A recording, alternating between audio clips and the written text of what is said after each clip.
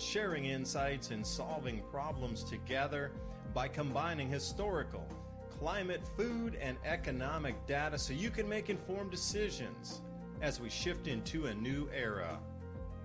Here's what was, this is what's coming. Our world is never going back to 2019, so what will the new era look like? And most importantly, what is immediate that will affect the pocketbook and the outlook into next year so we can all get ready? Thank you for joining. I'm your host, David DuByne. Right along here with Ransom, Godwin, Mountain High Time. What's happening? Well, where do we even begin? Should we talk of letting them eat cake? What will 8 billion people eat tonight's episode? If people get hungry, I will tell you already, this is from Missouri, a small town newspaper in Missouri told people instead of eating eggs to go ahead and blend those eggs to make bread so you can stretch your eggs further. If we're going into the point already where they're trying to put it into local newspapers that you're going to have to eat cake, that's definitely not a good look going into summer. Ransom, thanks for joining tonight. Backyard chickens and all, the Amish, they're back open, and it's smooth sailing as we buy calories by the 1,000th of a calorie from this point forward. It's going to be awesome.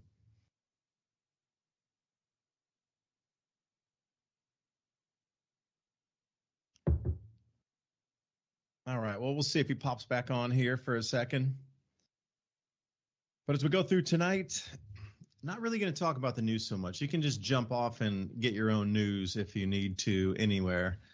It's more about trying to bring together solutions and ideas of solutions because we all see the problem, right? That's what the news is. They're showing you the problem.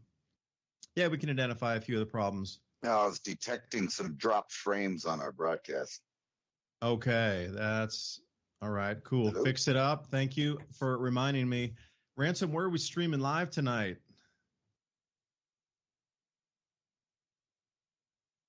Oh, we're back on mute. Okay, he's trying to fix the scrambled frames on some of the live feeds. So we're up on Facebook, the Mini Ice Age channel, Adapt 2030, YouTube, Mountain High Time. Over on YouTube, Vigilante TV, and IBM Radio Network tonight coming in. Jimmy, thanks for the invite. So we're streaming off to a few new places and locales, trying to grow the audience and grow the idea of communication for solutions. It's going to involve everybody. It's going to take everybody, and stepping outside that fear of just nonstop bombardment of all your senses through this maniacal news feed to keep you in that perpetual fear state from just like one gigantic event to the next. Okay, we get it. Thanks, get it. I understand it. All right, thanks for the warning. All good. Now you see that coming. Time to get ready for it. So what about your access to the Amish? Now think about secondary food sources coming in, or tertiary food suppliers moving forward. Now, I was on a call earlier with somebody tonight, and they were talking about a supermarket called Giant. We don't have them here, so I've never been in one. He said it's a local regional supermarket. Went in and bought 2 heads of cabbage instead of 1, but when he went to the self-checkout, because he had 2 heads of cabbage, he actually had to have somebody come over and approve the sale, like one of the clerks or whatnot that has a little swipe badge there, to continue the sale or continue the checkout. And he was perplexed, like, I'm already getting bagged for, they're stopping people from checking out in line because they have more than 1 item of produce. And that was a strange one that I thought there. Trader Joe's, Aldi here. Aldi was kind of one of those dented can stores. It's not anymore. It's trying to take over Trader Joe's niche, at least in East Tennessee. So where would you go to find foods? You got the Krogers, you got the Bigs, but then what if they limit, just like what happened in this supermarket store Giant? Well, then you got the second tiers, which is still pretty good quality, like Trader Joe's, honestly pretty good, like really good. Used to have really cheap prices, a lot of organic stuff, a lot of things that are outside the GMO sphere of things. But, of course, prices rose. Aldi used to be like the dented can store where you could go in and they never had the same thing twice. It was always, just whatever they bought as like seconds or the end run of something, or there was an extra case for sale, they would put it on the shelf. So like if you went back there way many years ago, nothing was ever the same on the shelves. Like it was a hodgepodge every time you went in. But recently they've built a bunch of new ones and they're competing right away with Trader Joe's. Okay, the farmers markets are opening back up, which is cool. Probably May for most people, farmers markets are going to be open. But be honest, that stuff's expensive anyway compared to. I don't know if the farmers markets are going to raise their prices this year because they can, because, what if the supermarket vegetables actually cost the same price as the farmers markets last year? Obviously you're going to go buy, but then that'll be sold out super quick. So early bird gets the worm at the farmers markets. And where else do you go after that? Okay, you go to the Amish. But everybody knows that, so they're all going to go to the Amish too. Okay, where do you go after that? Well, perhaps your local farmer or your community garden. Because community gardens are in a community where they're already policing and self-securitizing that vegetable grow area because the community is protecting it. So outsiders aren't just going to run in and swipe something. How many farmers do you know? Ransom, you living out west. So how many farmers do you know, or how far do you need to go to get to a big farm? In Tennessee, I need to drive from my place about maybe 3 to 5 minutes, and I'm at a major farm that has cattle, or they're raising sheep, or they're growing crop or something. That's in my ecosystem here. So what about yourself out there west?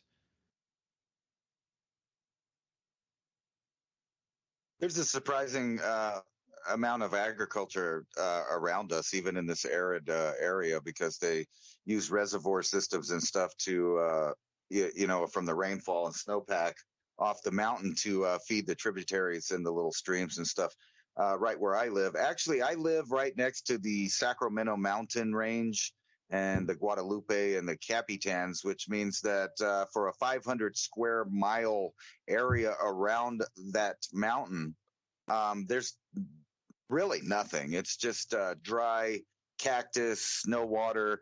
However, there's plenty of artesian wells that get into the Permian aquifer. So there is quite a bit of farming in southeast New Mexico and central New Mexico and all up the Rio Grande. So we actually have a lot of stuff going on, but it's different kind of stuff.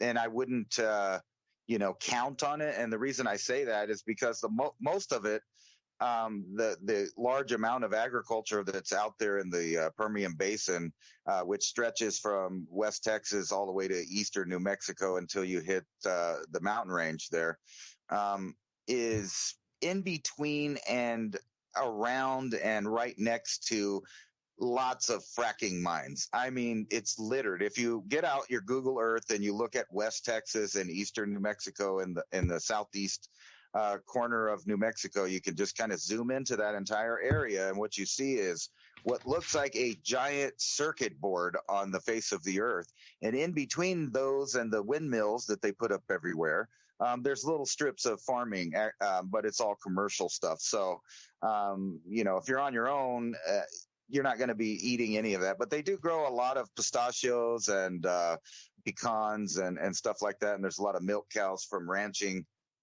But it takes a lot more land to produce the same amount of food. And if any kind of shutdown happened, I would imagine if you live in the Southwest, you would be mainly dependent on deliveries. So if the supply chain stops, all the little towns that live in the Southwest will basically be cut off overnight unless someone views your town as important, or they know they can squeeze out the last of the money out of it. Like compared to Colorado, for example, when I travel up there, most little towns in Colorado have a great supermarket in their town, and they have farm co-ops and these other things going on. And there's literally just food everywhere. There's abundance. And you would think that there wouldn't be, considering that they're all up in the Rocky Mountains, and it's hard to, truck up some of these passes and stuff. But their supermarkets are way better than where I live, where delivery seemingly would be easier. So it is kind of a bizarre thing. But when I am looking through the news headlines, though, what I'm seeing is destruction of food, like millions of pounds of potatoes and things like this, just across the board. Reports about the UK delivering depleted uranium ammunition to the Ukraine. So you can look forward to the same thing that happened in Iraq and Afghanistan as far as it pertains to depleted uranium and the ecological disaster that caused on mainly human beings. And you can look into that yourself. And then I see all of this stuff going on weather-wise. The world is throwing a lot of ifs out there right now. I mean, I'm sure you've been paying attention to the California saga from a few years ago. Just all of them crying about the drought, the forest fires, and then came blizzard, and then came flooding, and then came almost like a monsoon of their own. This atmospheric river that's been just dumping on areas. There's lakes that haven't existed forever that are just popping back up because, that's the depression and the elevation. So all the water is going to go to that. So all kinds of neat things are happening worldwide. And I sent you an article about, because you've brought this up to me many times in the past, the hole in the ozone thing that, us back in the 80s and early 90s, they used to beat us over the head with the idea that, you couldn't use your spray deodorant or whatever it was. You might let some CFCs out and destroy our ozone and we'd all die. That never happened. The ozone seemed to repair itself somehow in a natural phenomenon or mechanism. And now it's back. So it's leading me to believe that, maybe it's magnetic in nature and has to do with the sun and has nothing to do with CFCs or any of that other stuff into any real effect on it. I'm not a scientist. I'm just saying, you know what I mean? But I sent you that article, and it does show a very large anomaly stretching all the way from the Brazil area, which, keep in mind, grows a lot of food, all the way over into Africa.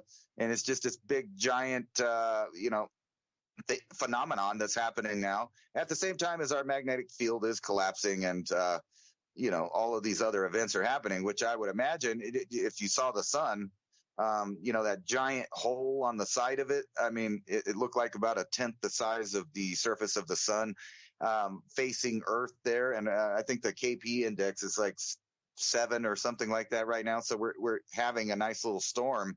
All kinds of neat stuff for us to look forward to. And then I want to get into, in a minute, if you would, the end of the paper money system is happening right now. And I kind of have been catching on to little things that are going on, like little programs for those conspiracy theorists out there that are going to be the reasons why you can't have paper money, all the way from cartel violence, way far away from where you live, all the way to counterfeiting and things like that here in the U.S. Just all these stories popping up everywhere about reasons you can't do this and you can't do that. And meanwhile, the grocery prices are skyrocketing. Ransom, you're saying you're not a scientist. Well, I'm not a scientist either, but I'm a mesospheric ice crystal cloud studier. And I think everything we're seeing relates to exactly that point right there. The ozone depletion event, the runaway catastrophic ozone depletion loss event that was inbound this year for August, September, October, November across the Southern Hemisphere was going to shock scientists to the core. They really would not even understand how fast it can collapse. Well, it's all based on how many ice crystal clouds are in the mesosphere. That's the equation. It was never the chlorofluorocarbons. It was the amount of water vapor at those higher altitudes, 30 to 50 miles above our head, that created more ice crystals, which allowed more chemical breakdown of chlorine or bromine on that ice crystal surface and strip the O3. That's ozone, O3. It would strip off one of the oxygen atoms, and then ozone was broken down. Obviously, O2, that's what you consider oxygen, and then you get either a chlorine / oxygen combination, or you would get a bromine oxide or something of the bromine and oxygen mix. Choose whatever one you want. Chlorine's bromine. It's actually called a chlorine bromine catalyst, and it only occurs generally on ice crystal surfaces when temperatures are incredibly low. So it's not that there just could be a lot of ice crystals in these layers of the atmosphere, but it's the temperature. The temperature drives the catalyst, the reaction to occur. Without the proper temperature, going incredible cold, 100 Celsius, below zero, cold. Upper reaches, we're talking 50, 30, 50 miles above our heads. If it doesn't reach that temperature, cold, then that catalyst won't work, even if there's a lot of ice crystals. You need both. But we just had the Hunga Tonga eruption last year in January of 2022. It injected 10% more water vapor into the atmosphere in a single event, in a single day. Yeah, you didn't get that on the news, did you? Last year, January 15th, 16th, 17th, there was injected into our atmosphere 10% more moisture than what you understood as the atmosphere. We'll add 10% more precipitable moisture that could come down in rainfall, snowfall, atmospheric rivers, arc storms, floods, obviously, incredible snowpack. You just added 10% to the entire world's precipitable water, so everywhere is going to have more snowfall from now, at least 10% more. So if you just look at the averages and we added 10% more water vapor into the atmosphere in one event, then everywhere across the planet will have 10% more snow, 10% more rain, 10% more hail. It just add 10% to everything. And then, what we might consider extremes, that scares me. Because if a 10% add all these extreme weather events, and that's really it, that's only 10%. When we start getting to these magnetic anomalies that are going to start ripping right about now, all the way through the catastrophic ozone event into October of 2024, when the magnetic fields couple with the outer solar system magnetic fields that haven't coupled like this since 79 AD, or maybe 535 AD. Those are the last two periods. That's something similar with when you observe from the Earth, it looks like Jupiter, Saturn, Uranus, and Neptune are creating a square in the outer solar system. That in itself is a looping toroid magnetic field, interplaying with our sun's magnetic field. And this is why we're starting to see a lot of anomalies magnetically. This explains it totally. Now, with that Hunga Tonga eruption, that is a direct effect of electromagnetism. And as the sun changes its frequency, our Earth responds in kind with its magnetic field.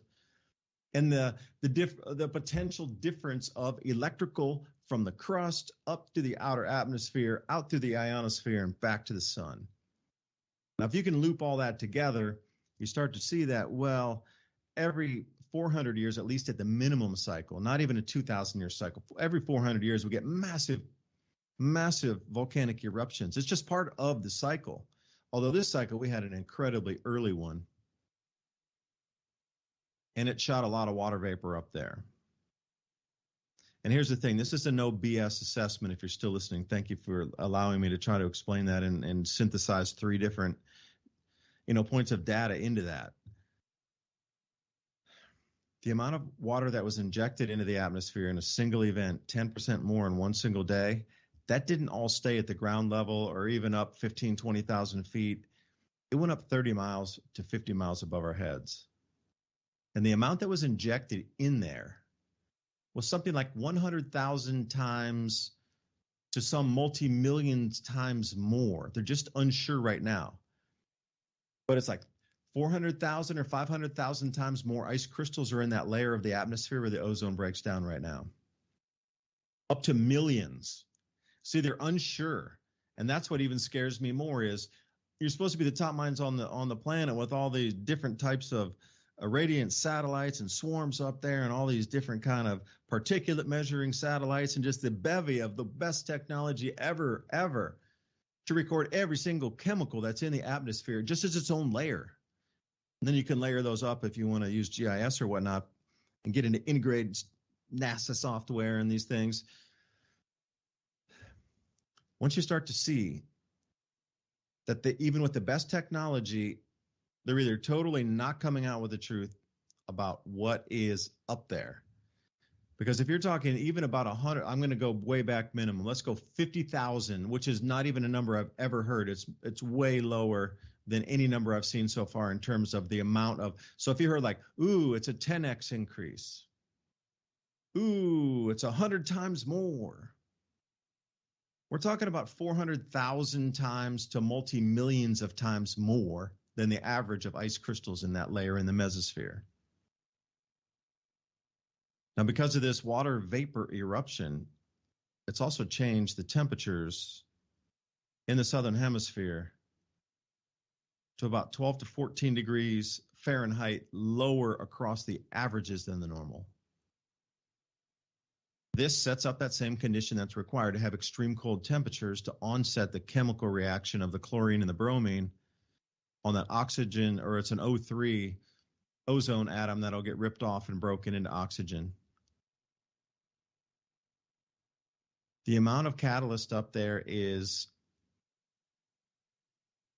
going to be something so significant that it is going to be the number one news story as we move forward. And it's going to let a lot of UVB radiation down to the ground surface. Like the most we've seen in hundreds, plural, minimum of years, up to thousands of years of more UVB is going to penetrate down to the ground level beginning in August than we have seen in 400 or 2,000 years, and that is in just months from now. So you have to wonder, looking back in societies and seeing how history and civilizations have risen and fallen, you got to ask yourself, is it because of these natural factors that have been hidden, like, oh no, where our tech is so good we can ride through these natural phenomenon? Because how many times has history been rewritten? If you go 400-year chapters, we got 5 of those back 2,000 years. I'll even be generous and break that into 2 500-year segments. History is murky. But set up for catastrophic food losses across the southern hemisphere. The precipitation patterns are going to change globally, which they already have, and this is what you're seeing, and this is what it is. It's in front of everybody's eyes. Like the new atmospheric flow is now in front of you, apparent, visually in front of you, and also measurable through instrumentation. A 10% increase in everything. This is kind of like the year without a summer setup jet stream pattern, Ransom, and I'm just going to almost finish here. If you go back to the year 1816, and Ransom, you could pull this up too. If you put out year without a summer in a search engine and look up the images that you'll see, or you can put up year without a summer jet stream, just something super simple, year without a summer jet stream. And it'll show you how the jet stream was an Arctic vortex bending down over all of the New England states and all the way over to Ontario. And they experienced Arctic freezes in late June and early July twice. So this is the kind of bending in the jet stream. So what we're all seeing, so those atmospheric rivers coming into California, that's bending, because if it sets up the same way as it did, something would have been blocked going back west over the Pacific Ocean. Because what's going to cause a blocking high to push that type of Arctic temperatures all the way down to New England states in the summer, what we consider the start of summer? Like that blocking high would have to be way, way, way north. They would have to stay there for multi-months, if not a year or more, locked in position. So if that does that, then everything else is going to get out of whack going, around the planet's jet streams. In New Zealand, they're the highest recorded ever, and their records went back about 200 years. Supposedly from some of the written accounts of those who were there and had translated and dictated Maori accounts of extreme weather and flux and this sort of thing. And then it comes in and the colonization and then weather reporting starts then. So it depends. Again, you're splitting a hair. Is it 200 years or is it really 120 years? Whatever. Their rain records down there were broken by 8x, 8 times more than had ever been recorded ever. Well, that makes sense because that Hunga Tonga eruption was in the southern hemisphere at 20 degrees south latitude. And the first place they saw the volcanic afterglow from all the water vapor and ash in the atmosphere was New Zealand and Antarctica. So there's going to be a huge amount of crop disturbances and crop losses from huge amounts of water coming down, but at that same time, it cools the soils. Your planting and harvesting dates are definitely completely out of flux at that point. And the last thing I'll say, Ransom, is in Brazil, they're trying to plant the second corn crop of the year, but they can't. It's just too wet in many regions in Brazil where they want to plant corn. They're concerned about the corn seeds rotting in the ground versus sprouting because there's so much water. And the barley should be disrupted first. And please talk more about that ozone, because I'm going to try to pull up the article that you sent me while you discuss that, please. Well, it doesn't actually. The article I sent you doesn't really talk about the ozone. It talks about the South American or the South Atlantic anomaly. Excuse me. And well, that's it just all shows related. this big. Yeah, well, that's why I brought up both of them. But the article, I don't think it says anything about ozone. But I'm showing it to everybody right now. So the picture that they're showing, it has this big red representation of a hole. And it stretches from Africa all the way over Brazil, exactly right there, all the way over to the Pacific where it touches just a little bit. And, what I thought fascinating about this is because I've heard on I don't know how many different topics about, things like this, cosmic rays or more elevated particles coming from outside of what was normally protected by our magnetic field, coming in and destroying vegetation, making animals go extinct. I mean, on a larger scale than this, but what we're looking at is this big old thing's happening. And we know that the magnetic field right now is, very small compared to its normal, stretch that it pushes out into space, bouncing all these particles off of us, keeping us safe down here on Earth. But, we know in the past on several occasions, including when the Neanderthals went extinct, that a similar circumstance was happening as what's going on right now. And I kind of wanted to point out this article goes through and it tries to, remind you generally that this big pothole in space, as they're calling it, doesn't affect life on Earth. But we know that that is absolutely on its face a false statement. However, it does go into talking about how it will affect low Earth orbit satellites and stuff. And then also I have this article right here from Elon or about Elon Musk saying the next generation of Starlinks will be deliberately deorbited due to the glitches or whatever. And the reason I bring this article up is, although it doesn't say anything about the magnetic field in there, it does say that they're, whatever issue they're having, but it demonstrates that when we talk about what might happen in the future, like something from the sun, that's something big. This article right here shows you that the infrastructure is already planning on having disposable type satellites and things like that. In other words, they could just put up a new batch after the last batch got thrown back down to the Earth or glitched out or whatever happened to it. So this shows you right here with the SpaceX technology, which you have to remember is basically a government intertwined agency that does stuff with the government. So, there's probably all kinds of things that we don't even hear about in conjunction with these technologies of a super net of satellites that covers everywhere. And Elon Musk himself has said in the future there will be no dead zones. In other words, you will be tracked to the ends of the Earth. And when you combine that into some of their other plans, i.e. like brain chips, et cetera, you kind of see the direction we're going. And I know you didn't want to hear headlines, but I thought you might find some of these interesting if I just went through them. This is from the Washington Post here. The UN is coming for your water. And it goes on to talk about that they're having their Paris moment with the United Nations, kind of, where they're going to soon be dealing with water as they do climate. In other words, they're going to set up all these organizations and governmental bodies that are now going to crack down on the world's water.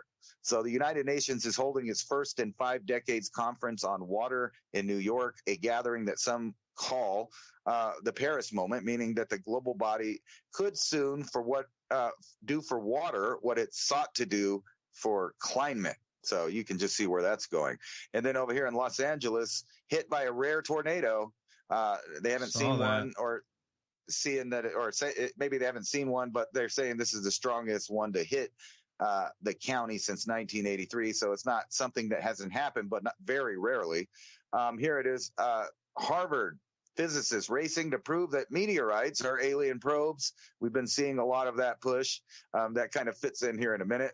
And all of these leaks of radiation and things to do with radiation. I don't know if you saw the thing in California where they released 400,000 gallons of radioactive water into the ocean. Here's another one too. Well, that was into the Mississippi River. I did follow that because that's kind of close to us. That was released into the Mississippi River. Okay, yeah. Or maybe it was two. I don't know. I'll check. I'll make sure in a minute there to verify. And then you go through these, what's going on around the world. There are 800,000 marching through Paris. You got these are the ones that I really thought that you might have something to say about right here. Here's an article from physics.org. Anthropogenic climate change poses systematic risk to the coffee cultivation. Now, I know you might know something about that. And here's another one before we hear about that. IPCC reports findings suggest how food production must change to cope with the climate crisis. and then, hundreds of articles about inflation and food prices to boot on top of that. Yeah. That's interesting how you just circled me back to how I started the Adapt 2030 channel. So I used to work as a coffee buyer when I lived in Asia, based in Taipei, and would buy single origin coffee out of Myanmar, otherwise known as Burma. Now, the thing about this, and the reason I got into this studying of cycles of time, collapses of civilization, rises of civilizations, food abundant times, food lean times, is because of buying coffee in Myanmar. Because when we went up there, I was originally invited to go down and speak because I'd written a bunch of articles with the American Chamber of Commerce in Taipei about doing business, because I had gone down there a couple times on my own to fish around literally and see what was there. They were trying to do a lot of programs to help farmers raise their farm income at the farm gate, because the wholesalers would come in at the trucks and only offer one price, and that was it, and there was no competition. And we'll give you 2 cents for all of your whole acre of produce. And there's like, okay, there's no buyers. Okay, we're going to leave. Bye. Take your 2 cents or nothing. So they got rid of that whole scheme, and they were trying to figure out how to get farm gate. So I was interested in farming, and they were doing fish farming, aquaculture. I actually got a guy to install a gravitational vortex power plant down there.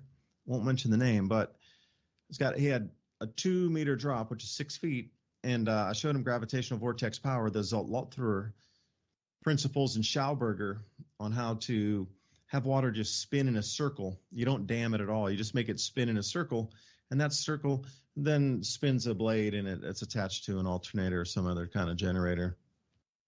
Super low tech, super simple, and you never dam the water. You just use it for a few seconds. You use it. You don't dam it. And then you just generate the power. Okay, installed that. Awesome. But the whole thing, when we first started buying coffee there, was the guys that were in charge, they were so honest and so forthcoming with what was happening. I was actually shocked because, like a lot of other people, I'd seen the Al Gore movie.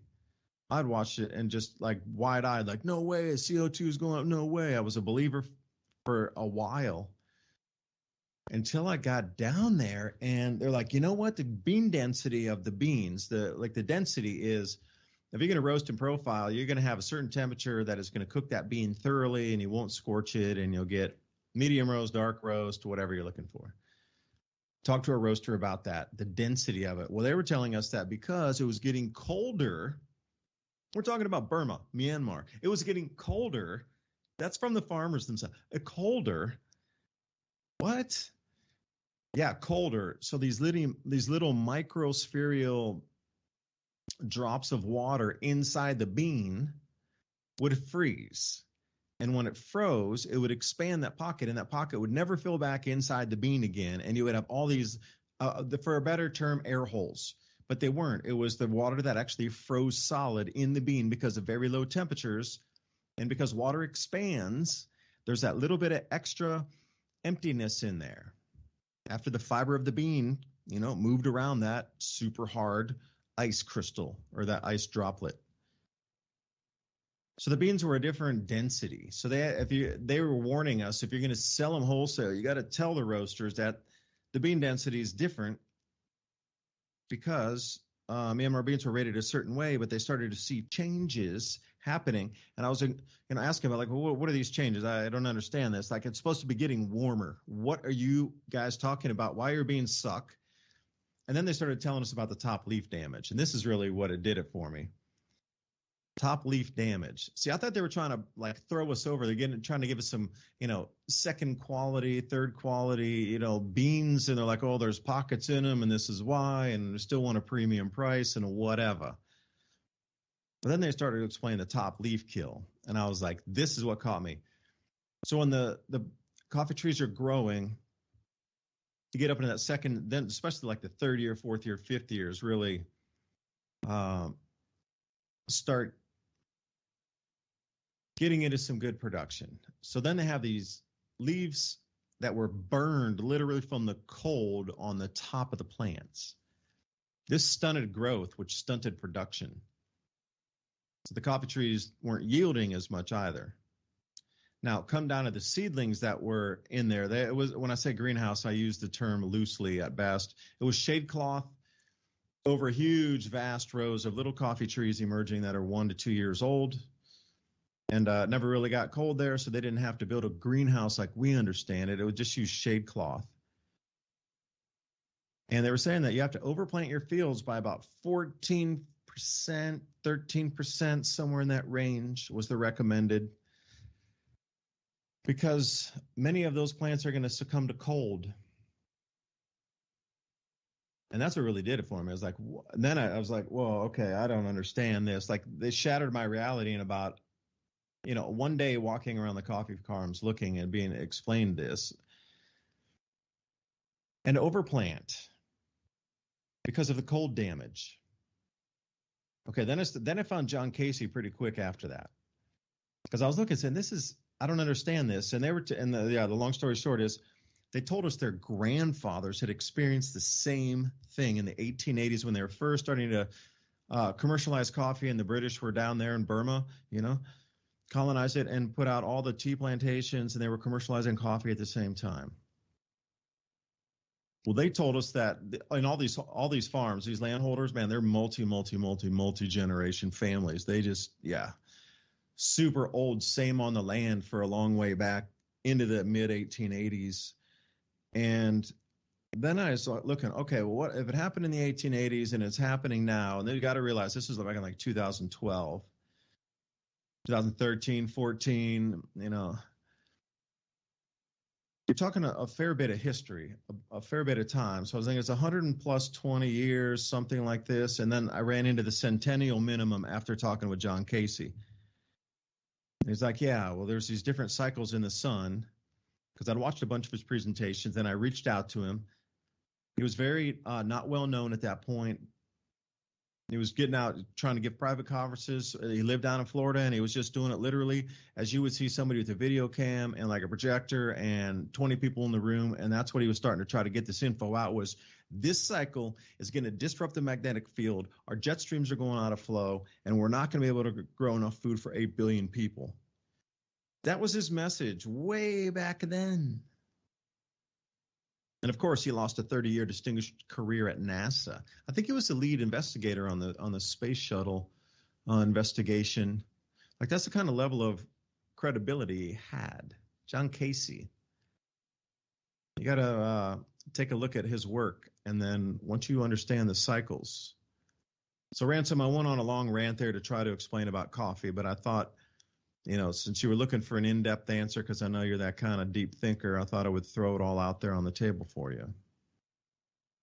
Well, I knew you might find that, interesting there. But yeah, they're doing this right now, and then of course they're going to try to blame it on man-made this and that.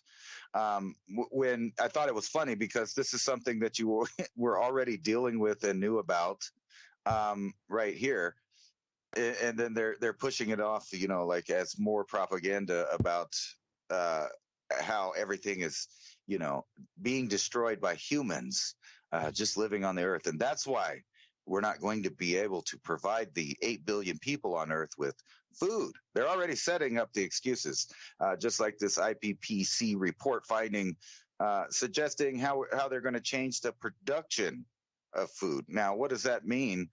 Really, I think what that means is taking it out of the control of kind of what you started in the beginning is how many Amish farmers do I know? I know zero farmers.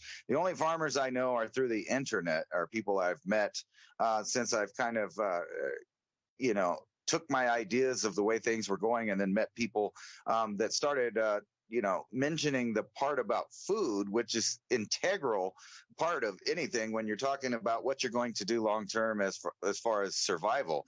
And then when I'm just going through, these headlines, I see the way that money is becoming worthless and food and items that allow you to live your life outside of their grid is drying up. It's the money's becoming worthless.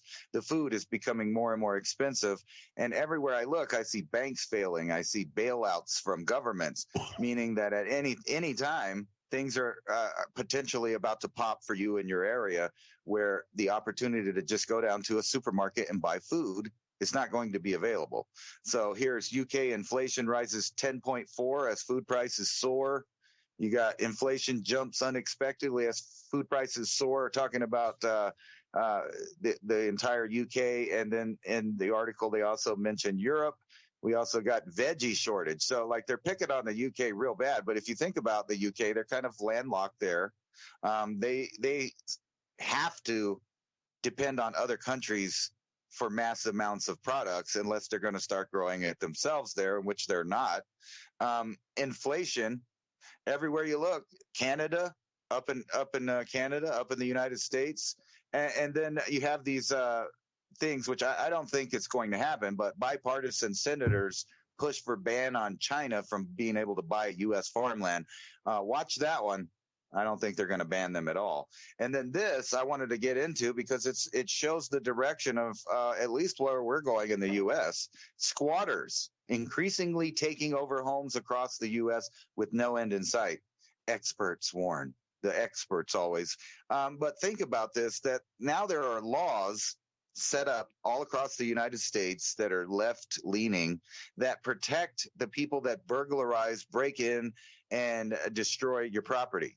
The law is now on their side in those places where if you came home from, going on vacation, or maybe you were renting out your home, like the Airbnb thing or whatever the case is, you come home or you go to your property and you find out that there are people living there, destroying your property, living without paying rent, eating up your electricity bills that you have connected, the water, etc.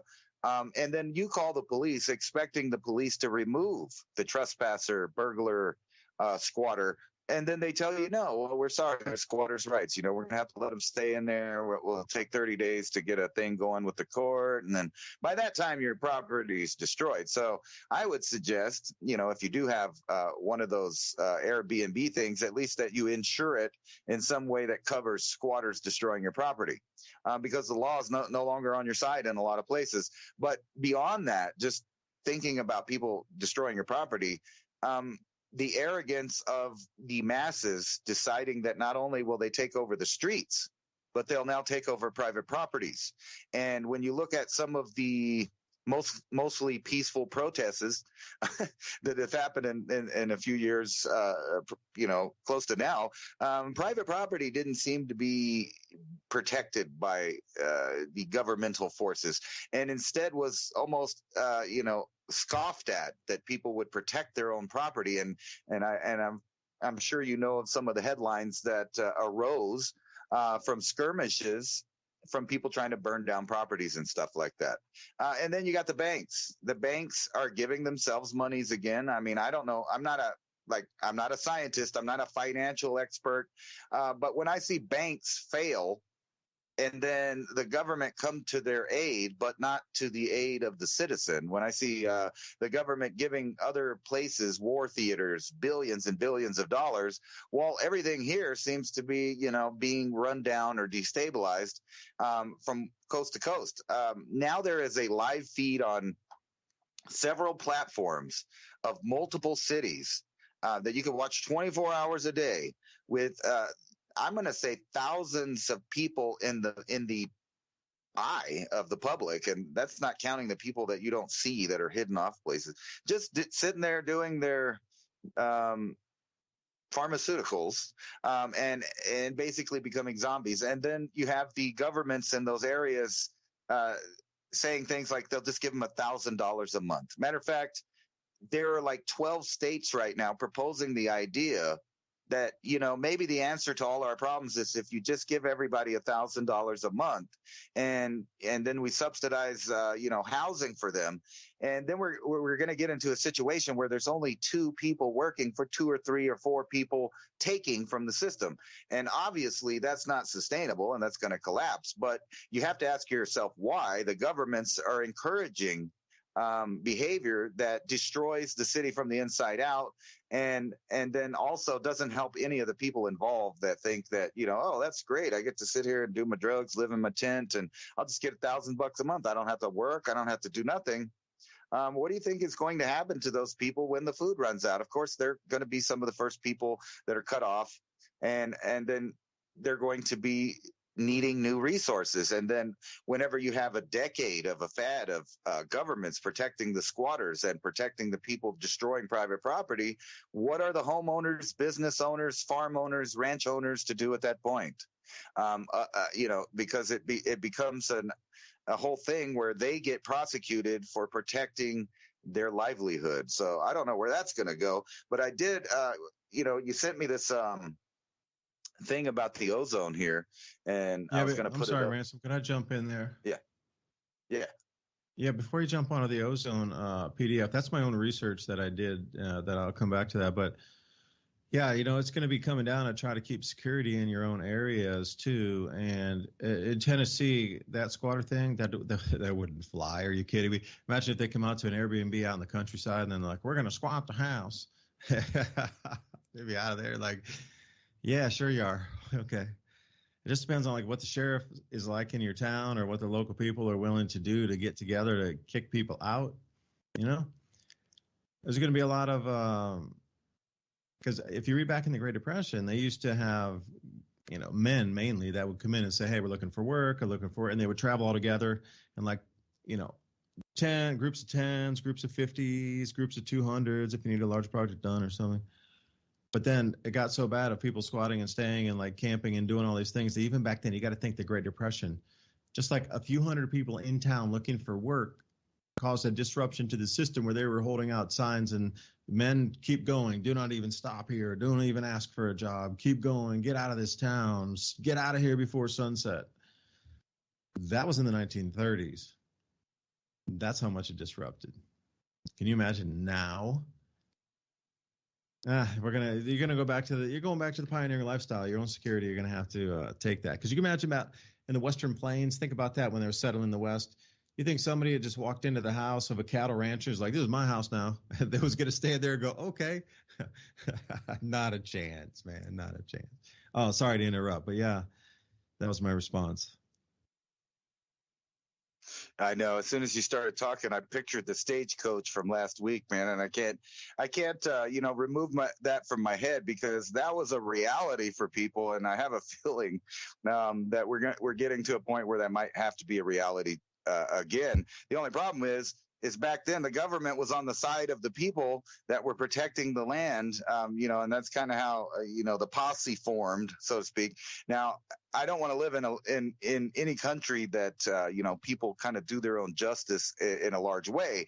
However, protecting private property is a fundamental of the whole idea of the civilization that we started here, and they're going after each right individually and it's an obvious assault. And the three main things are private property, protecting your life, and being able to speak your mind. I mean, think about that. No wonder they're trying to convince us that, meteorites and different things are some kind of alien invasion.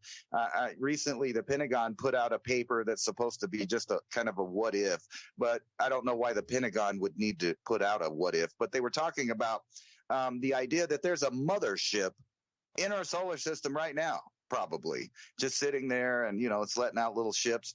And they keep pushing this idea because I think that when all of this turmoil's over, they're going to have a whole new script, a whole new religion, a whole new set of ideas for people to live under. And whatever that's going to shape out to be, whichever scenario they pick, it seems to be where we're all locked down in this little area like zoo animals.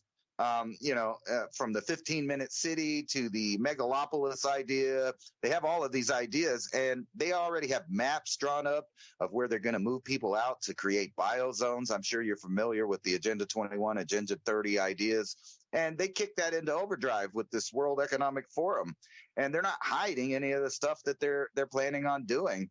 It's amazing to me that, you could still get banned for talking about certain things, and I've come to the conclusion that if you make a video or a radio show or wherever you're at and you get banned for that, you must have struck a nerve. You must have said something that had some kind of truth in it, because there's only certain topics that they just won't let you talk about. And, aliens ain't one of those. You could say all you want about what you believe the secret government's doing. You notice they don't really, we used to have stories of the men in black that would show up to the witnesses and tell them don't do that. We don't have that anymore. Now we have somebody's in the algorithm that says, hey, you can't say that. You can't think that. You can't share that. We don't want people thinking about that. And we'll tell you what you need to think about that topic. And it's becoming more and more like that. And now they're introducing the idea of technology helping them control the minds of the masses. And we've talked about many of those kind of technologies on here. But the simplest one is the pack mentality. And that one is easy to stroke that out of the civilization. And all you have to do is remove food and slowly remove that, or not even removing it to the point where people starve, but just removing it enough where people panic. You can cause massive amounts of social change in that. But I have a feeling that they know that food shortages are coming, and it's something that they not only are not going to control as far as why it happens, but I don't think they'll be able to really control the aftermath like they think they will. However, that's not stopping them from making these plans and trying to form these new societies that are based on a feudalistic system where the king and queen are removed from the equation, and some algorithm or some board of people that are unelected somewhere decides is what's going to happen. From everything, like I showed you the article about water, they're coming for the water, but we've already known that because we've had local jurisdictions try to use these global ideas in local areas and charge people for stealing water that fell out of the sky, or saying people can't collect water on their own land. So at some point in mass, everybody's going to have to say no. I don't know when that's going to happen or what will make it happen, but it seems to be a necessity. Yeah, the necessities are going to be, because you talked about the world under assault, and I was going to say, is that Himalayan salt, iodized salt, or sea salt? Trying to keep it positive and just throw a joke into that, because sometimes we need light humor in these ridiculous view of reality conversations. Like if you were to have the same conversation even 5 years ago, they would have thought you so mad that they would have bought 2 insane asylums for you. But now you have to think about that manifestation capability that you're talking about. What is that drives? Is it the food? Is it the media that's driving that to convince you it's food? Is it the industrial complex funding wars that stop the flow of foods in conjunction with said media outlets? But then the way the reality is created is by using the human thought in the resonance field to take that thought and create reality times 8 billion or 7 billion.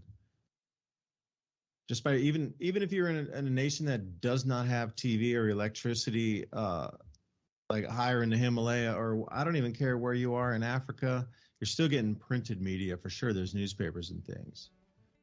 So those stories in a written form are even more powerful than what you see on the visuals, because your imagination creates that, plugs it in. That's why when you read a book and you see a movie, it's never the same. And you're always like, oh, that was a terrible movie. It's nothing like I remember reading the book.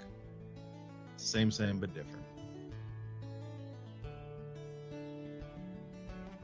We need to create a positive future, which we will. We're coming back in a couple minutes here. Enjoy the break. We'll see you back in a couple minutes.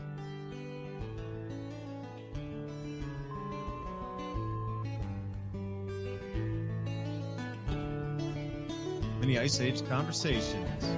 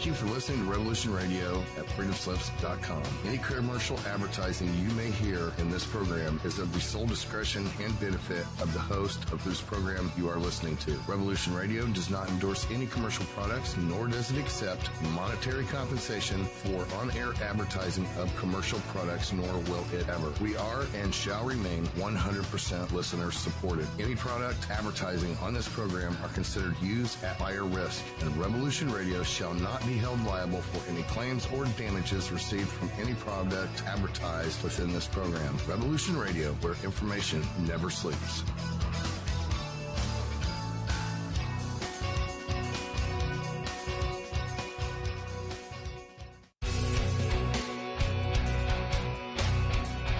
All right, thanks for listening while we took that short break here at Revolution Radio, freedomslips.com. And now we're going to get back to your host.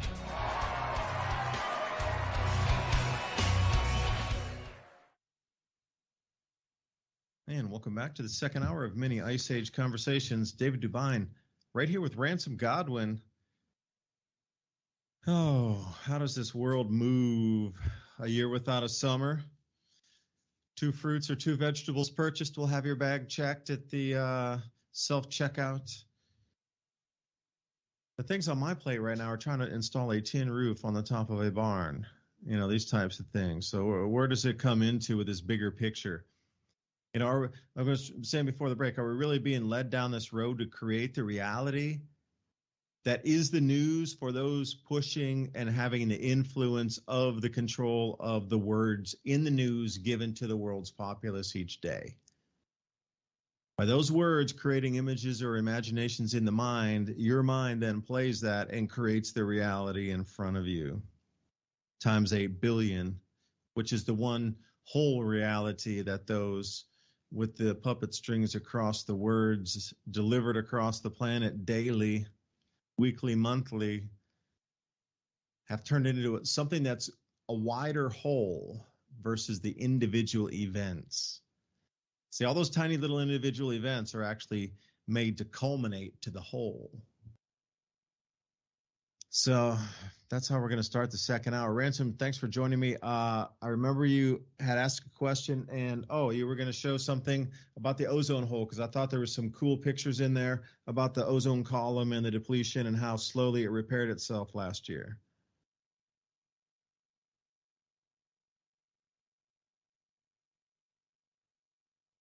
Yeah, I opened up this PDF that you got here, Opportunity Cycle, and it shows all these cool graphs on here. Ozone hole development of 2022. Yeah, I do that research myself. That's my own newsletter that I take a subject each month and delve into it deeply.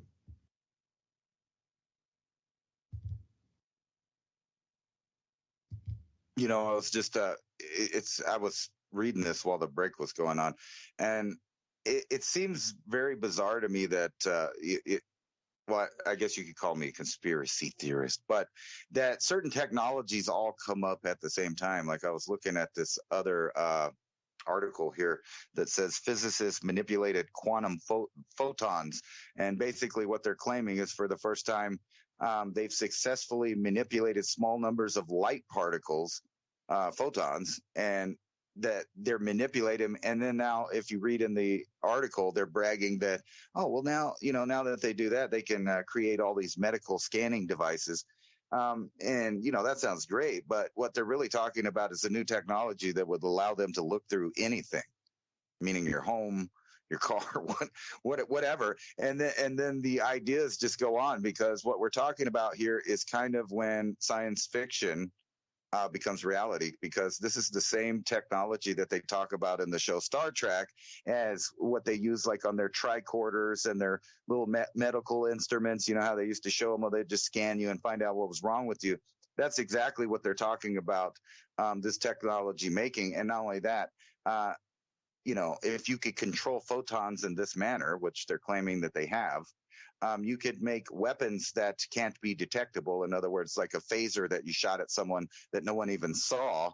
And then that person, who knows what they can do with this technology. But it's really bizarre to me that they're having a lot of revelations when it comes to electricity, magnetism, and all of these other ideas. And then the machines that they're building, when we're coming into a time that it seems like, this would be pretty bizarre, because the odds on us losing a technological civilization due to the sun's activity seems like a stronger and stronger idea that will happen eventually to our society. I don't know when, but if that did happen, it seems to me like all of these articles are just a kind of a way to allow the elite that kind of read each other's stuff. If you know how they used to work that way, they would write a book, they'd make 300 copies. Certain people would get it, and that way none of the peasants or peons ever got to understand the ideas that some of these people are having. And this is like a milquetoast version of it, because really what they're talking about is fundamentally understanding or manipulating quantum light. And if you know how quantum computers are, the whole idea between quantum computing, is that they're using photonic energies back and forth. So they're using that to predict things and calculate and simulate things that we don't know about.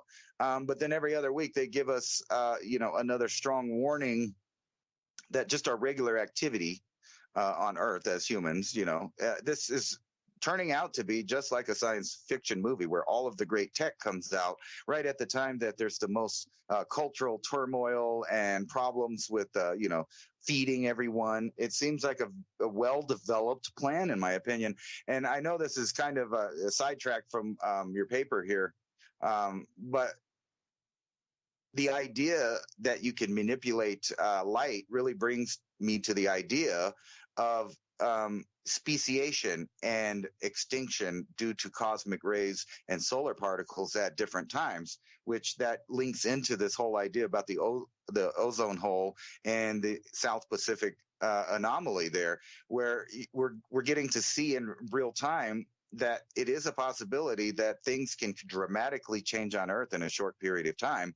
And when you compare it to other times in our history that we know about, and I brought the Neanderthals up, it seems to be looking like that they just didn't have the right gene in their skin to protect them from this kind of radiation, which may have been the reason that they all disappeared after 450,000 years of having a presence in Europe and stuff. And if you really think about when they talk about modern man, the example of Cro-Magnon is only like 35,000 years old.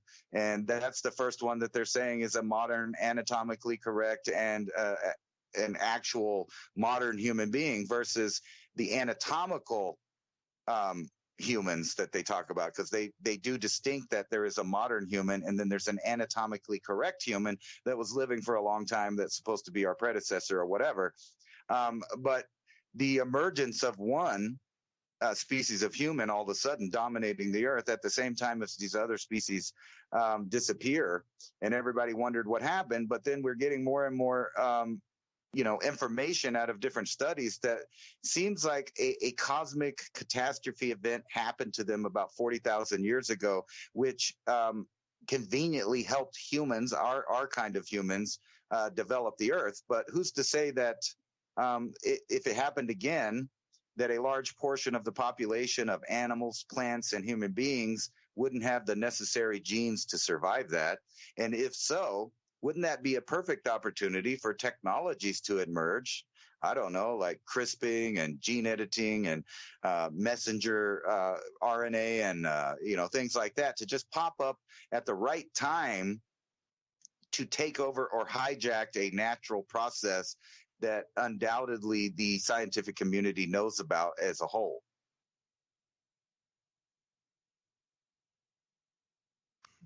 The ozone blinds with the UVB. Because I'd kind of gotten off topic explaining that the UVB that's about to penetrate the southern hemisphere in amounts that we haven't seen, like I said, for hundreds, plural, or thousands, plural, of years. You're talking about different light sensitivities and different energy or energetic signatures on a particle, energy itself as light, but also weight and density, plasmas. There's many ways that energy can be transformed. And it's not just, you're burning a rock or, there's many ways that energy exists in our universe here. But you also need that combination of, if you're going to have electricity, you need the magnetism. Can't have one without the other. Can't have the magnetism without the electricity. They create the fields around each other for one to move through the other. Symbiotically, no less, which is the trippiest thing. Like we barely even understand what electricity is, but to try to understand on a galactic level with how many, galactic cosmic rays are broken down into so many different particles that would shake your head. It's not just a proton. It's not just an alpha. It's dozens and dozens of different substances with densities and energy intertwined with that density. That is not, it's a particle but they come ripping through the earth here. Different densities had different changes energetically on, like you say, DNA, these types of functions with our bodies would change. And then the biggest thing is the light photosensitivity. Because you have to think about UVB is going to be a much brighter, whiter light. Like, you look at a yellow sun setting in the sunset, it's red, it's yellow, and then it's red, and then it goes down. Like, you can look at it at that point and it feels real comfortable. But sometimes in the middle of the day, now double that intensity of, oh man, I can't even be out here. What's that going to do to the insects and the birds? And how about is the humans? Australia was always talking about the ozone hole as long back as I can remember. That you got to put on SPF 500 because you're going to burn in the Australian sun, cover every inch. Got to be in the sun. You got to be out before 10 o'clock. Got to get out of the surf. You're going to fry like a lobster. You're going to get cooked, put into a microwave oven and come out baked if you don't get out of the water by 10. And like from 10 to 2, 2:30, you need to stay out because it is a microwave oven. That's kind of the light version of what's about to happen anyway. So the animals, insects, and people are going to be affected. What about people out in the fields or visually affected pilots and drivers and all these types of things? Like, it goes way more than just an insect in the field. Not being able to pollinate, being completely disoriented. Maybe something will thrive. A predator insect at this time will come and just devastate and ravage everything else. Plants have a difficulty growing. There's smaller yield on the plants. And it's all dependent on how much the ozone hole increases in size. Increases in size. But that amount of sea ice, if I might say, Ransom, that last thing I want to talk about here, just an elephant in the room for everybody on this one. The scientists will not be able to explain it. But at the same time, in conjunction, because there's so much UVB radiation hitting ground surface, ice absorbs that really well and melts very quickly, comparatively, without that extra radiation of the UVB hitting ground surface. Now, when you look back and you go, whoa, low ice, then you start to look and go, whoa, how was the ozone hole? And there's suddenly a match up there. The wider the ozone hole, 30 million square kilometers, and there's record low sea ice. Wow. And now we're going to see it again. That sea ice is going to go bye-bye. But what they're not going to talk about is the massive record all-time gains of ice and snow on Antarctica, the continent private. The sea ice would totally disappear. I'm not going to say totally, but there's going to be some massive radiation hitting that sea ice surface. It's going to melt it. That'll be the main story. Look at that. Prove global warming. Our Antarctic sea ice is melting. Oh, it's the lowest ever. It's below the lowest ever. It fell off a cliff. Well, yeah, it did, but you forgot the whole point about the entire ozone column breaking down to the point where it's destroying plant life on the planet. On the bottom southern half of our world where we can't grow crops as efficiently, that whole thing of that UVB radiation hitting the ground, you forgot about that. They're going to still blame it on CO2. Watch it. But the whole thing it just results in less food being produced. I mean, by 30 to 50%. Southern hemisphere production, not global. Southern hemisphere production, 30 to 50% down. And even South Africa just recently was saying they're down 35% on their corn for the year. But they're a major exporter to Africa. So I don't know where it takes us, but you can see many things afield, and it's all going to be pinpointed, like you said, right back at mankind. You're the cause, baby. Limit of one because you're the cause. And see how they're riding on top of the natural cycle? Yep.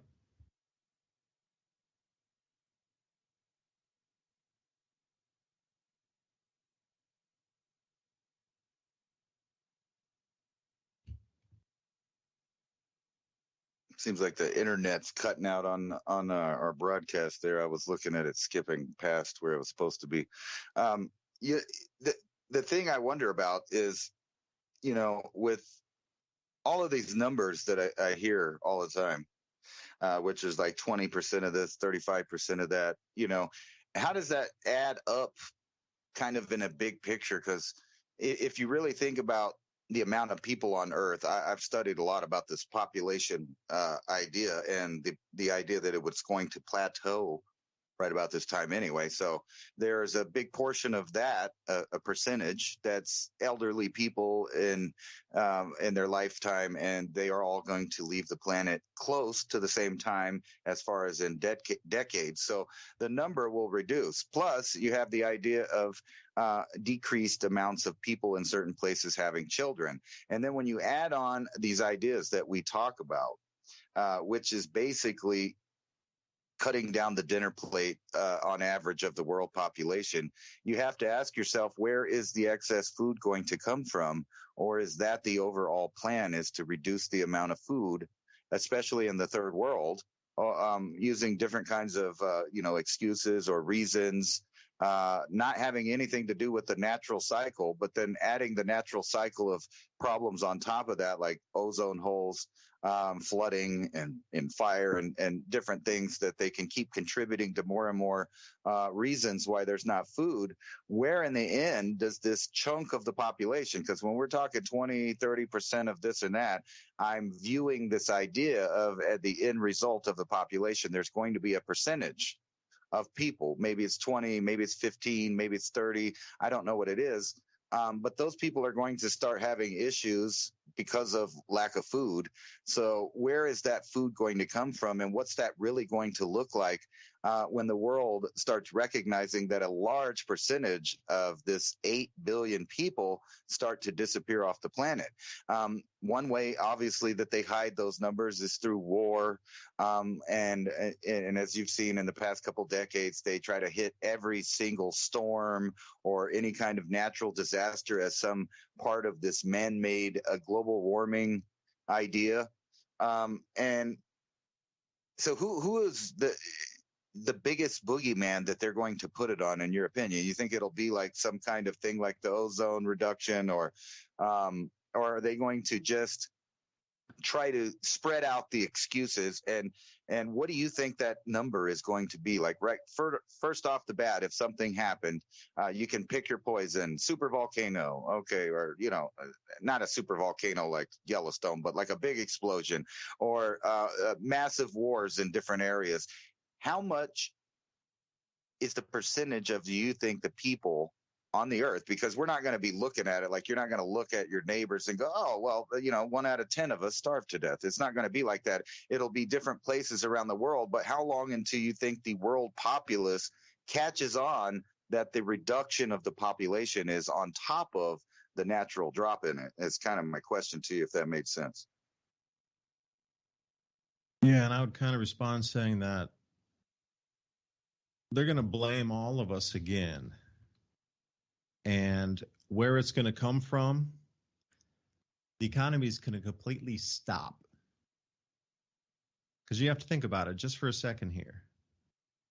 The whole movement to central bank digital currencies, the whole changeover from the Western bloc nations, for a better term, as you know, as central banking and this sort of thing, is shifting over to 80 plus new nations that agree to pledge natural resources against issued currencies that have some physical backing behind it: gold, oil, proven metal resources, whatever.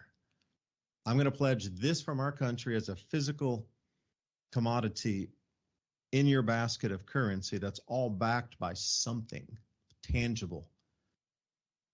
And a huge amount of the world's moving away over to that direction. But there needs to be some stoppage for a moment in time to say that it doesn't work anymore to reset to a new system. Now, this ozone catastrophic collapse is the perfect cover for this year to do it. I do believe that, just for a quick FYI about ozone holes, the average ozone hole season is August, September, October, November in the Southern Hemisphere. If you go back, historical records, even in the 1700s, they talked about the sun getting super intense. Take that with what you would do more like the satellite era or recorded records back 150 years, or you can go back into sailors' logs, etc. It is going to create such a disruptive event, the ozone hole depletion, UVB radiation, that it'll be measurable. It'll start scorching stuff, like plants will get burned. Like, imagine how they can use and run with that. Now, again, it's going to be part of, they're never going to come back to chlorofluorocarbons again. It would never work. So what they're going to keep running with is somehow the CO2 didn't make the temperature rise as predicted, but it had this other effect of depleting ozone or something like this. Something like this. Now, will the sun be included in the explanation? Probably not. With the volcanic eruption from Hunga Tonga, with the 10% ejection of water vapor into the atmosphere in a day, explain it? Probably not. They're going to run it. They're going to run full sprint on this one. They're going to start blaming everybody as soon as the ozone. And the reason I was saying, got sidetracked again. I'm like that sometimes when I'm thinking. Ozone hole generally August, September, October, November is the average. Now, I would anticipate it this year starting way early. Way early. If there are hundreds of thousands of times more ice crystals in that layer of the atmosphere and the mesosphere, that break down ozone with that chemical reaction of chlorine and bromine up there, like 30 miles up above our heads, 100,000 X of the normal up there means something's going to fall off a cliff so fast, the instant it has a chance to even catalyze, it's gone. Like, there's going to be no lead up to it, and then suddenly, you're at the densest, and there's so many ice crystal clouds, and it's so slowly, built up over the winter, and it got that cold for a few days, and there was some breakdown and things. This is going to go all gas, no brakes from July, because it's fully saturated, so any reaction at all will break down ozone from the very first second it's cold enough. And being, like I say, 12, 14 degrees Fahrenheit below the normal. And that's the chart I was going to pull up for you. Damn, okay, give me a second and I'll get that one for you. It's going to start immediately. Like, this whole contagion of what's considered banking is nothing more than a transference into the new BRICS system, but keeping enough operating capital in the old system here in our banks to keep it propped up and keep it functioning with the faith of the government behind that, backing it with something is still there for many, many, many, many, many people. It's the country, it's backing it.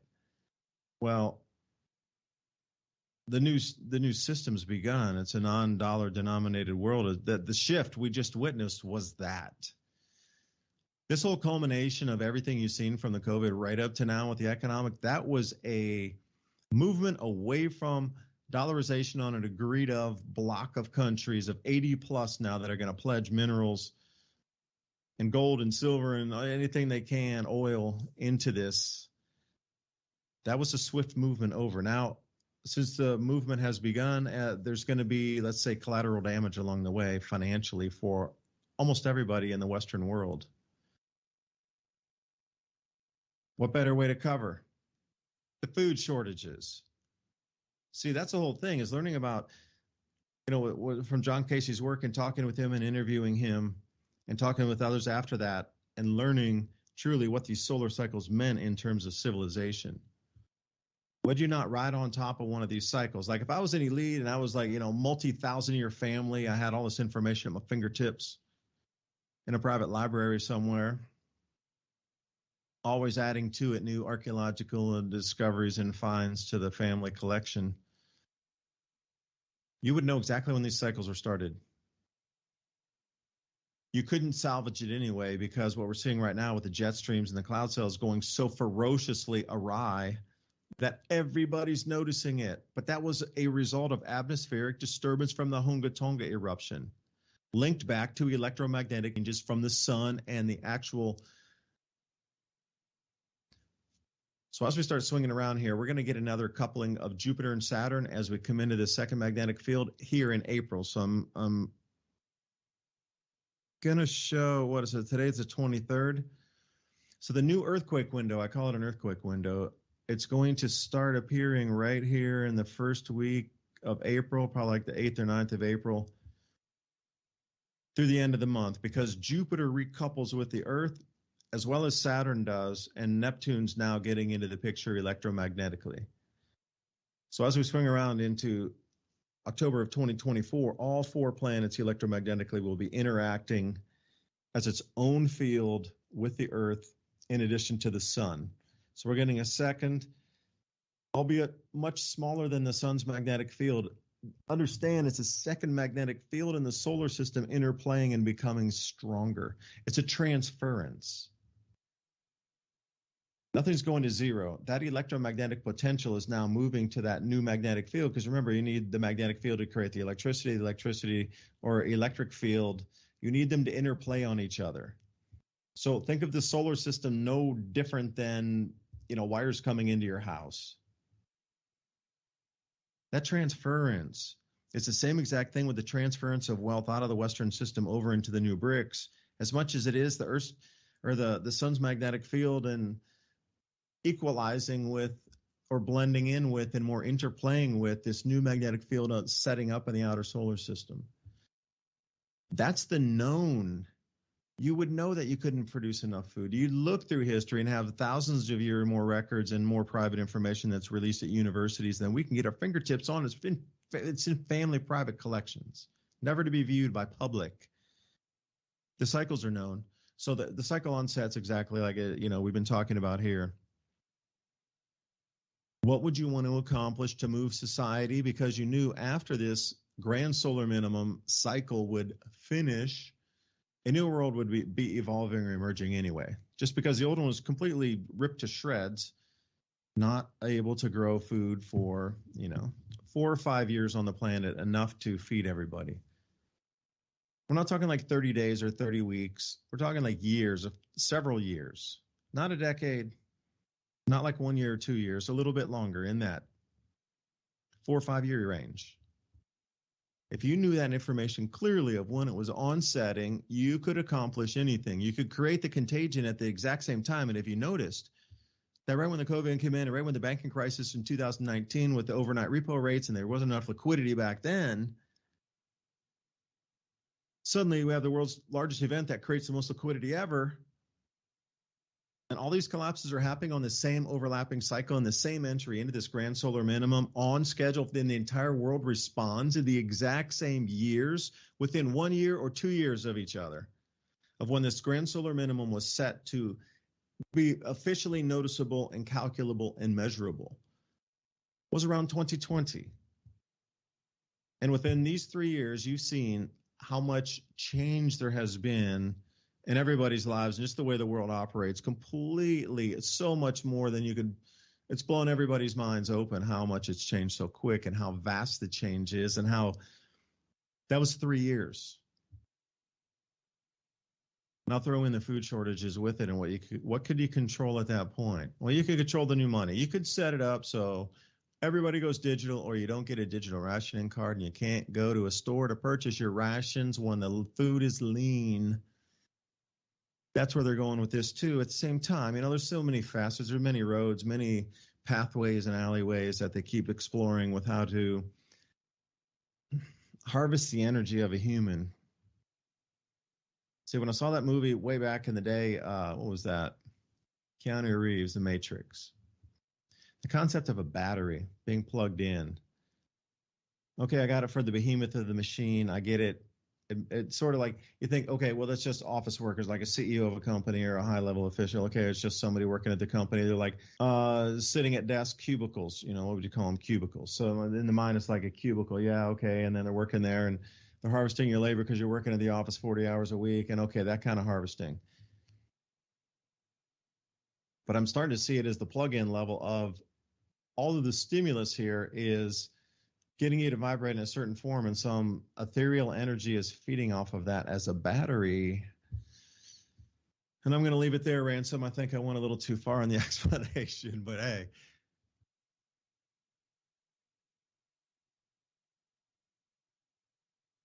Yeah, I think that is what it is. We, even though that movie was talking about it in an actual electric, charge, there's really no way you can't think of the public as a battery, as far as that they put in their time, resources, taxes, etc., into the system that's not looking out for them, at the same time as being diluted by a fake reality around them. I saw this video the other day where I forgot where the guy went, but he went into some kind of event, and inside there they had, several stores like a Starbucks and some other things.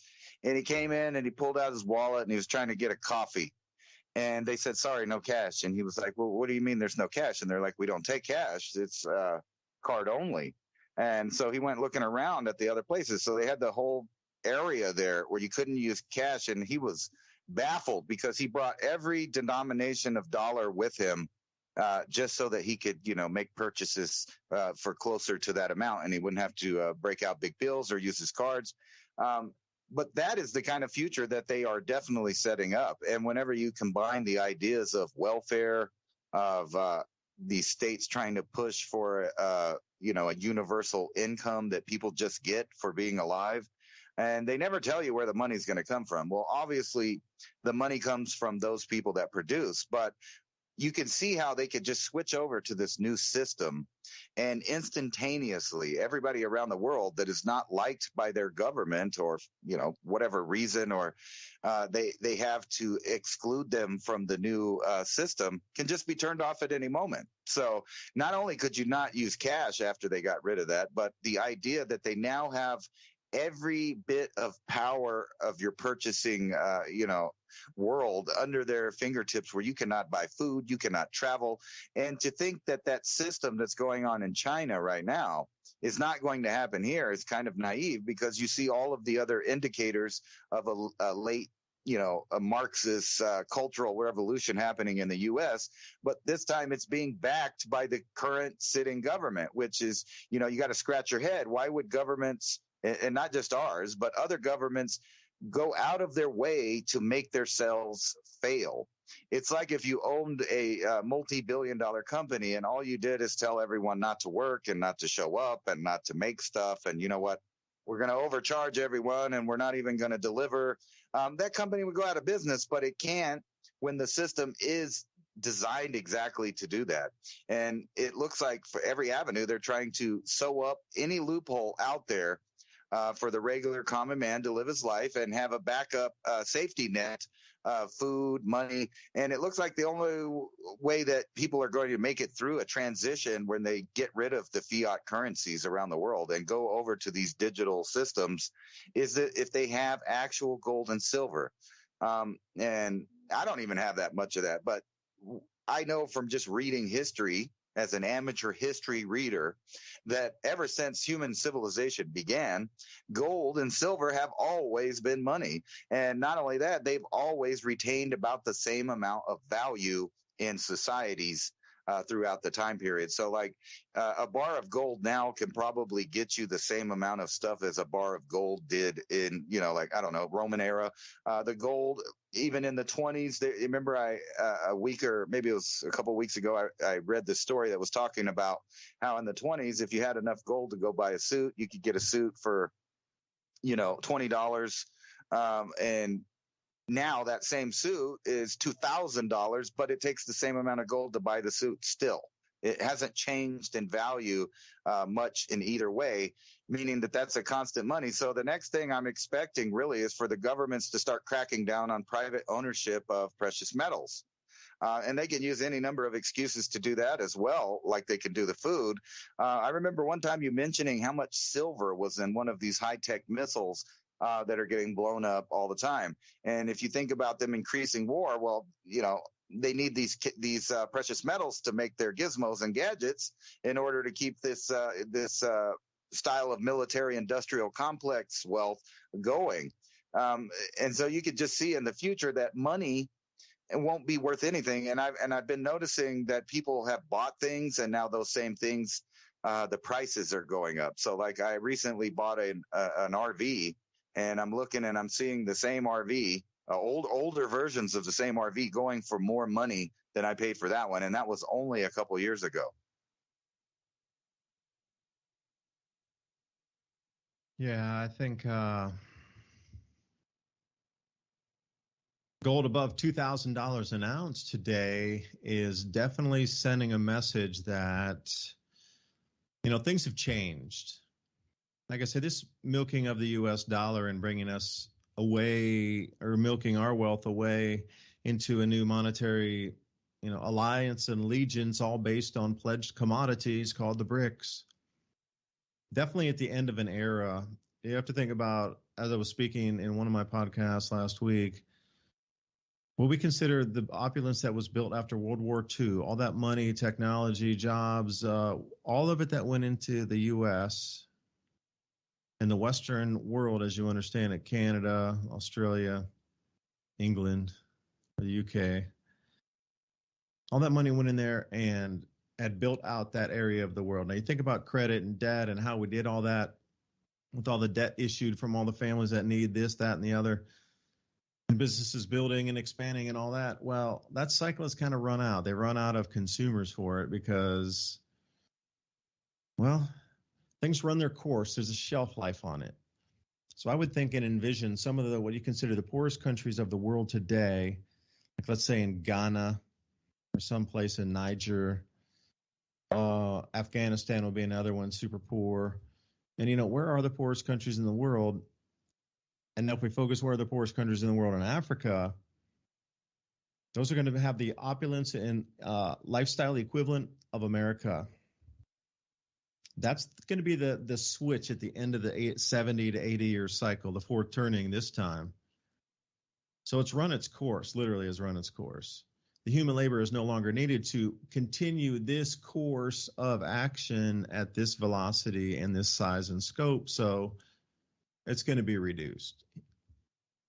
Human resources says 50% of the labor force got to go on the entire planet. Whoever's here, 50% got to go. It's too much to carry. Milk everything out on the way out.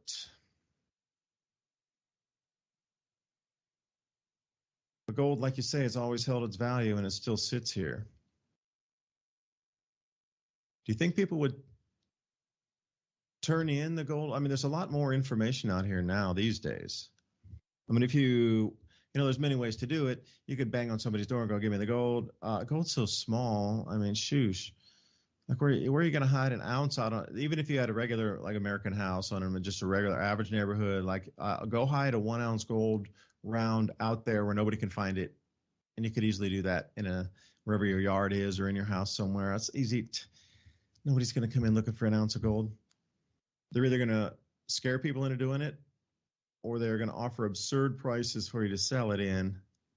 And that'll take, a lion's share out of the market and bring it back into the government hands. So would they come for, would they outlaw gold like they did in 33? Not sure. How would you contain and control your wealth? Like, let's say that did happen. How would you control your wealth? Because you see Operation something, stop cryptocurrency transactions. We saw the 5 crypto banks fail in the last 2 weeks. So all those banks that you saw, like Signature and the California SVB, and was that 3 Arrows Capital, like all those banks were mainly crypto banking banks. So anybody who was involved in the crypto space no longer has an on-road or an off-road to take that money from the crypto world and convert it into U.S. dollars, and then put that in play in the rest of the real world through SWIFT system. Like all that on-road off-ramp that's totally just shut. Oh, except for central bank digital currencies that'll be coming in. So what is going to be what is a way to a medium of exchange moving forward? If the cryptos are being cut off with all of the CFTC looking into things and changing, as they're moving along here, the banking system with the inflation, and then gold and silver. I mean, what are you going to try to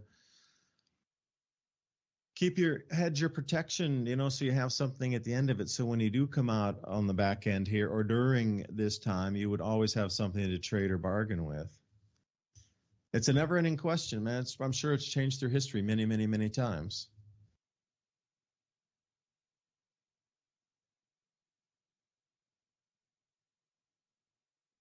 How far do you think this economic failure is going to go here? Because I'm looking at an article right now by RT talking about another 50 U.S. banks could fail, according to an ex-Lehman banker. So we're getting into the whole, and I was just looking at a graph a minute ago, by the way, of the money that the central banks move around to bail out the banks. And it hasn't been, it's like the beginning of 2008, basically. I mean, like if you look at the graph, you have this half pyramid about 2008 where they were giving all this money, and then it kind of wore off. And then now we're back where the top amount of money going out on the graph. So you can see another half pyramid starting, and it's already more than what was going on at the beginning of the 2008 financial crisis. So if that continues like that, you could see, I don't know how many billions of dollars just disappear again. They're already talking, what is it, $160 billion right now? How far could they just keep disappearing money? And how could anyone even know where it goes if everything is turned over to digital zeros and ones? That's kind of. I got your answer. I have your answer. I'm going to interject for 2 seconds, and then if you could respond to this. See that this whole, headlines, 50 banks may fail. It's like, hurry up, take all your money out of the small banks and regional banks and put it into the systemically immobile banks there, JP Morgan and the bigs that'll never fail. They used to call them too big to fail. Now they call them systemically important bank. See how they even changed the lexicon on that, because they couldn't hoodwink you twice in 2008 and 9 with too big to fail.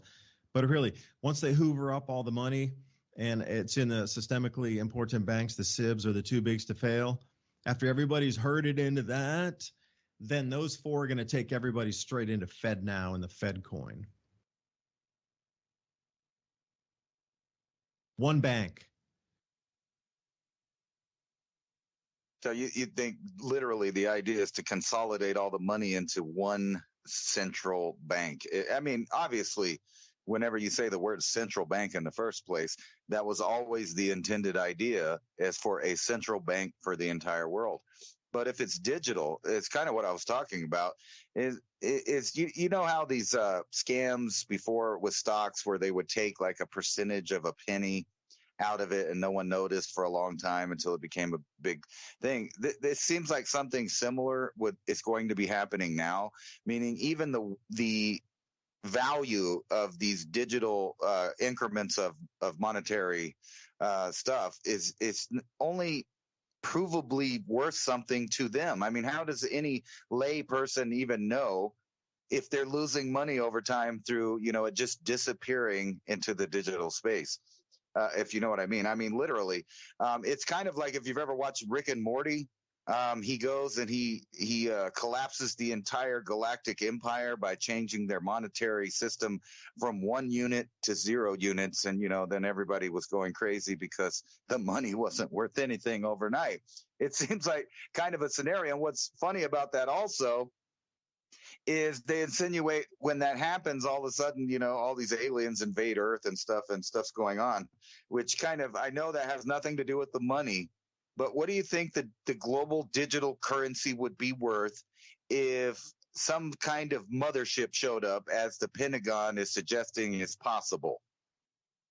I mean, just the whole idea of because they've always said this idea that if we knew there was extraterrestrials, it would fundamentally change the fabric of civilization. So and knowing that that's an idea that us on the ground cannot ever prove.